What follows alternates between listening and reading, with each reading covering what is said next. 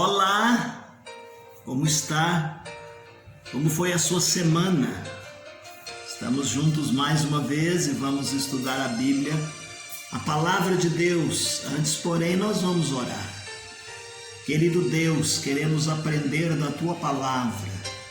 Desejamos crescer espiritualmente, que o Teu Espírito Santo nos oriente em todos os detalhes desta lição. É a oração que nós fazemos no nome de Jesus. Amém. Muito bem, meus queridos, estamos juntos mais uma vez e agora nós vamos trabalhar aqui o livro do Apocalipse. Eu sempre digo que não é uma exposição versículo por versículo, mas nós vamos pensar alguns textos, alguns temas e vamos tentar entender esse livro tão empolgante e intrigante que nos leva a conhecer muito da vontade de Deus para nós. Neste primeiro momento, nós vamos falar sobre uma revelação muito especial.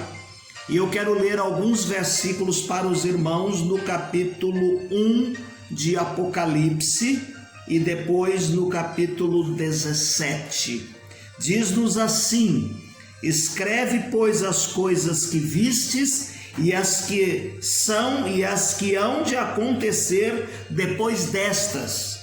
Pelejarão eles contra o Cordeiro e o Cordeiro os vencerá, pois é o Senhor dos senhores e o Rei dos reis. Vencerão também os chamados, eleitos e fiéis que se acham com ele. A história do ser humano registra que em algumas datas, em algumas ocasiões, as pessoas fazem muitas especulações. Por exemplo, fim de século, virada de milênio, as pessoas vêm com especulações que muitas vezes rendem volumes, notícias e comentários intensos. Há aqueles que levantam a pregar e a falar sobre o fim da história. Esses são chamados de profetas do Apocalipse. Eu me lembro que não faz muito tempo em que nós ouvíamos a seguinte frase: 1000 chegará, de 2000 não passará. E nós já estamos em 2021 e os pregadores do Apocalipse que estavam falando que o mundo ia acabar, seus argumentos foram por terra. Há grupos religiosos até que deixaram de existir porque pregaram datas a respeito da volta de Jesus e ele ainda não voltou. Como nós aprendemos em Pedro, ele é longânimo e não quer que ninguém se perca, senão que todos venham ao arrependimento. Geralmente esses profetas, essas profecias, essas histórias causam confusão, né? Trazem assim muitas confusões e alguns até que citam o livro de Apocalipse e tentando interpretar o livro de Apocalipse, eles vão até mesmo para meios de comunicações e produzem literatura que nem sempre acertam. Mas o que nós vamos fazer aqui é entender o conteúdo do livro para a nossa vida, ok, meus queridos? É um livro de conteúdo profético, sim. É inegável esta verdade. Porém, ao lado da profecia, não é só o livro de profecia, há outras características que tornam o livro de Apocalipse um livro singular. Por exemplo, para os nossos dias, deve ser uma leitura que deve nos aproximar de Deus. Quando nós vamos lendo os acontecimentos e os fatos que vão dizendo que no final dos tempos determinadas coisas haveriam de acontecer, nós precisamos nos aproximar cada vez mais, santificar a nossa vida através de Jesus, dos seus ensinos e da sua palavra escrita. E bendito seja o Senhor Jesus Cristo, bendito seja o seu nome para toda a eternidade. Em que ocasião e data esse livro foi escrito? Nós poderíamos datar de 95 depois de Cristo. O que estava acontecendo naquele tempo? O apóstolo João, como nós dissemos nas nossas lições anteriores, ele escreveu os evangelhos, escreveu 3 cartas e escreveu esse maravilhoso livro. Então, João havia assumido o trabalho pastoral lá em Éfeso, ali por volta dos anos 70 depois de Cristo, o ano Domini. E nós vamos ver que este pastorado, esse cuidado com as igrejas incluía as igrejas daquela região que são chamadas as igrejas da Ásia Menor, as 7 igrejas da Ásia Menor. Quando é que elas são mencionadas? Elas são mencionadas no capítulo 2 e no capítulo 3 de Apocalipse. Nós vemos, por exemplo, Nero, nesse tempo, é o imperador romano e ele perseguia os cristãos em Roma. Ainda não era aquela perseguição violenta predita por Pedro no capítulo, na sua primeira carta, capítulo 4, verso de número 12. Mas havia uma perseguição muito maior e pior que haveria de vir nos próximos 20 anos. Meus queridos irmãos, no tempo de Domiciano, ali pelos idos de 81 a 96, em que ele se torna imperador, que ele intensifica esta perseguição. É esse Domiciano aí que é um assassino. Ele é um assassino a sangue frio, cruel, mais cruel de todos os que se possa imaginar. Diz que ele alinha-se na linha dos mais cruéis e sangrentos e tiranos. Foi no seu período em que ele promove a adoração do imperador. E ele impõe a seguinte frase: nosso Salvador e Deus Domiciano ordena. Toda pessoa que se dirigia a ele deveria colocar no início da sua frase: Senhor e Deus. Que coisa terrível para os cristãos daquele tempo. É esse cruel aí que vai tratar e perseguir os judeus e vai perseguir os cristãos, e é no seu tempo, no seu período de perseguição, em que ele manda exilar João, o último dos apóstolos, em que nós vemos que João vai ser exilado numa ilha chamada Ilha de Patmos.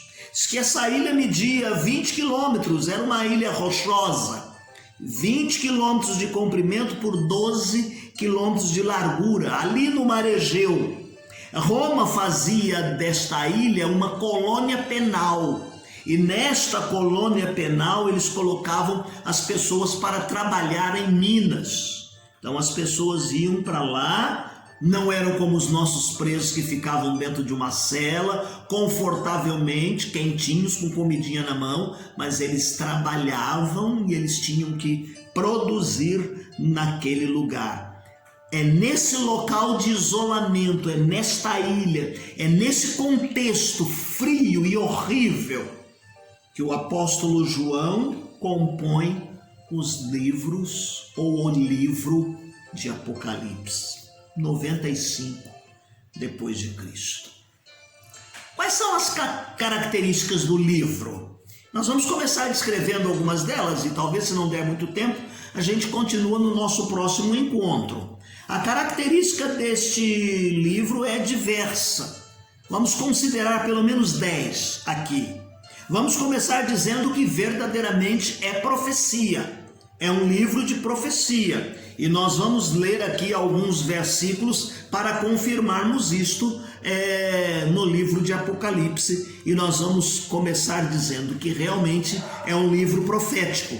Capítulo 1, verso de número 3. Bem-aventurado aquele que lê e ouve as palavras desta profecia e guardam as coisas que nela estão escritas, porque o tempo está próximo. Poderíamos ir um pouquinho mais além agora, no capítulo 10, o verso de número 11. Capítulo 10, verso de número 11.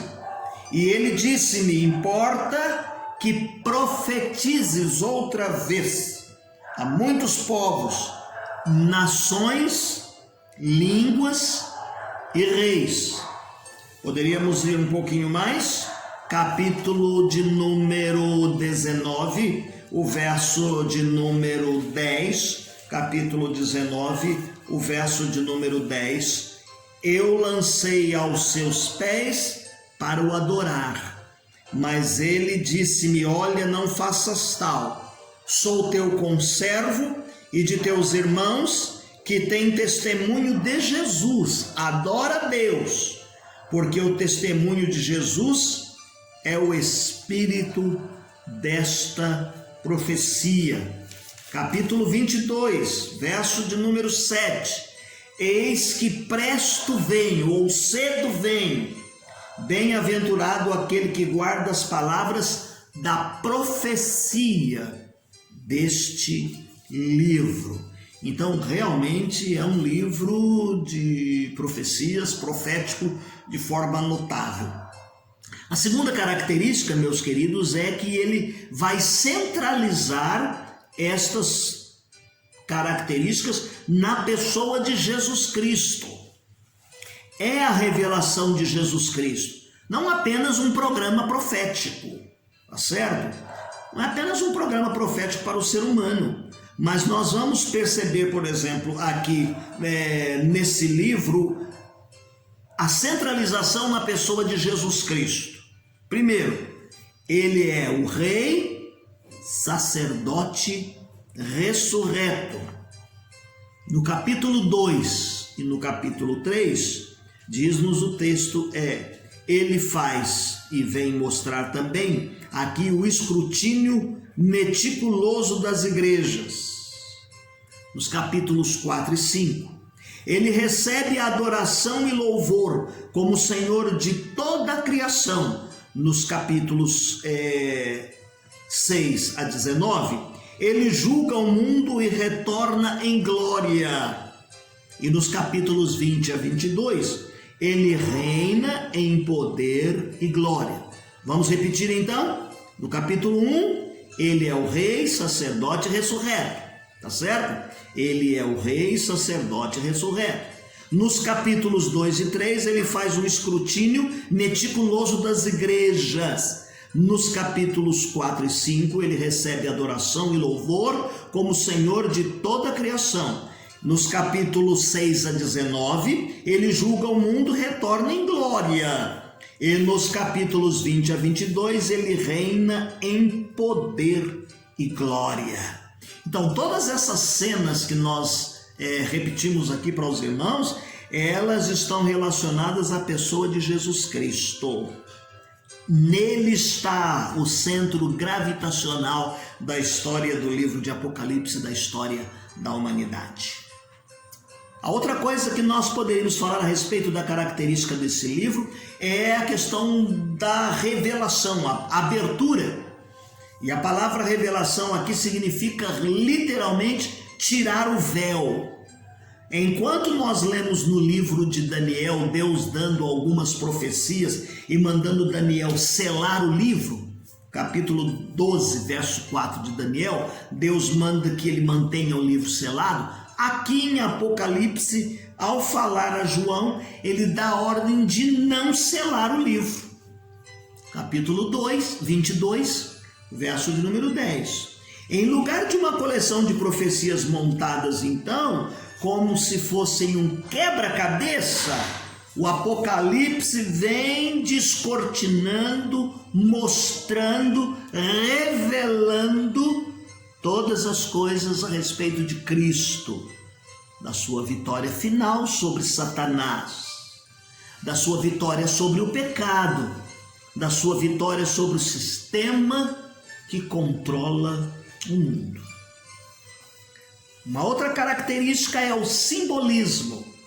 A expressão que Deus usa aqui, ele diz assim, que Deus usou para mostrar aos seus servos. A linguagem em muitos lugares é uma linguagem simbólica.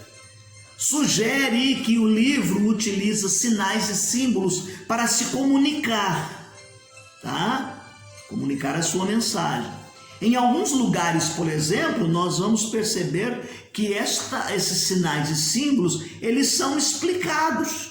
Olha no capítulo 1, o verso de número 20, ele diz o seguinte: o mistério das 7 estrelas que vistes na minha destra e dos 7 castiçais de ouro. As 7 estrelas são os anjos das 7 igrejas, e os 7 castiçais que vistes são as 7 igrejas. Percebe? Nesse momento ele está falando em linguagem simbólica, a questão das estrelas e dos castiçais, mas ele diz quem são as estrelas, que são as igrejas, e ele diz quem são os castiçais, que são as 7 igrejas, e os anjos da igreja, os pastores da igreja que ali estão. Há outros textos em que ele não explica, não são explicados, realmente permanece e aparece aí de forma, como alguns dizem assim, misteriosa, de mistérios. Capítulo 4, verso de número 4.